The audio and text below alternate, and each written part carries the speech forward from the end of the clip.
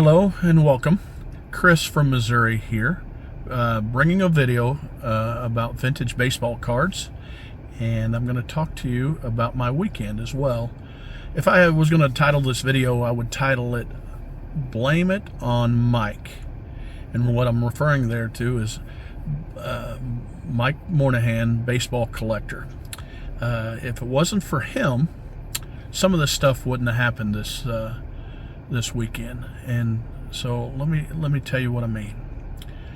I set up at a card show on Saturday, and the card show was put on by the local card shop owner. He probably doesn't want me to say his name, but I'm going to do it anyway. His name is Chase, and Chase owns this local card shop that is that you need to see if you're on your way.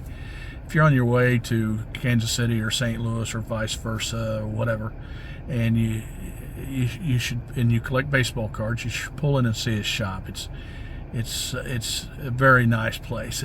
It's big. There's plenty of room in there. It's clean. He's got singles. He's got probably the best wax of anybody around. He's got two very knowledgeable workers. Shout out to Vito and Mike.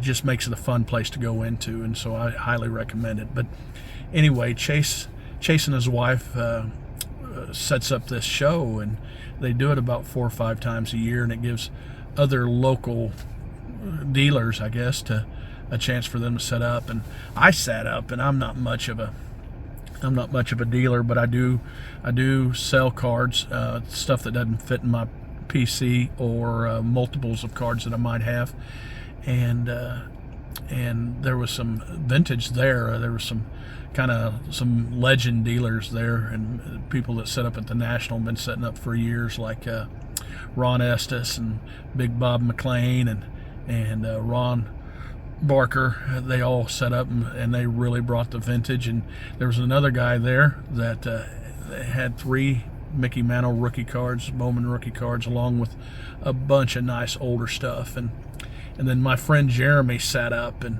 man, he really brought the vintage. And he had a Mickey Mantle rookie card there. He had a bunch of Babe Ruths. He had the Jackie Robinson run, and those were, I think he collects like me, where he has multiples of cards or something that doesn't fit into his collection. He brings it and sells it, and then he's like me, he probably buys more than he sells and gets better cards. But anyway, the reason I'm calling this Blame It on Mike is if it wasn't for him encouraging me to do a video, I would not have done a video response to Don's Field of Dreams cards. And if you haven't seen his channel, but if you're watching this video, you probably have seen Mike's channel, Baseball Collector, and Don's Field of Dreams cards.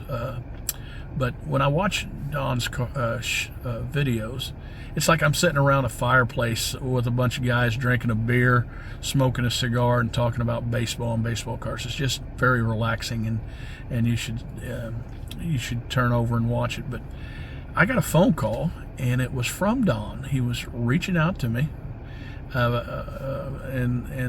kind of introducing himself, and man, something just clicked there, and I hope he feels the same way. But 5 minutes, I thought it was going to be a 5-minute phone call. What turned into 10 to 15. Next thing you know, we talked for nearly an hour, and it was I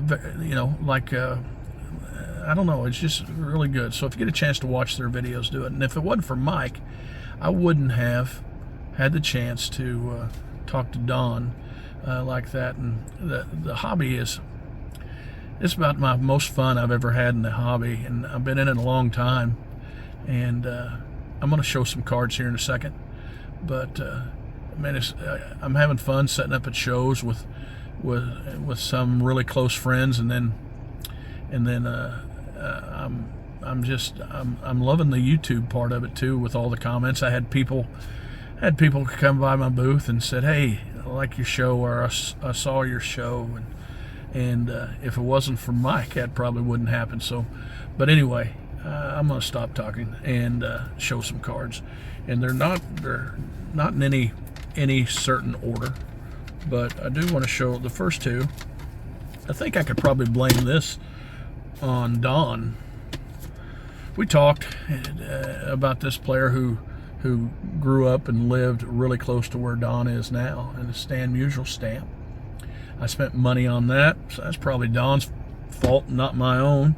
And this other nice Stan Musial card, and I really like this, and I don't have this in my Musial run. So Donna, you made me spend that money, so yeah, I think I'm going to charge you an Arturo Fuente or something that we can smoke in Chicago at the next National.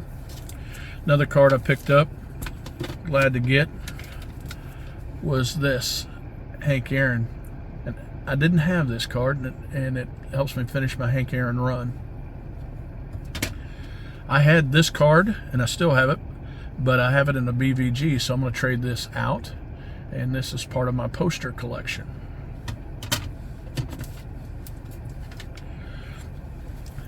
This is a Big Head 1938 Ducky Medwick. I did not have this card, and it really, I really like it, and it goes good with my Joe DiMaggio.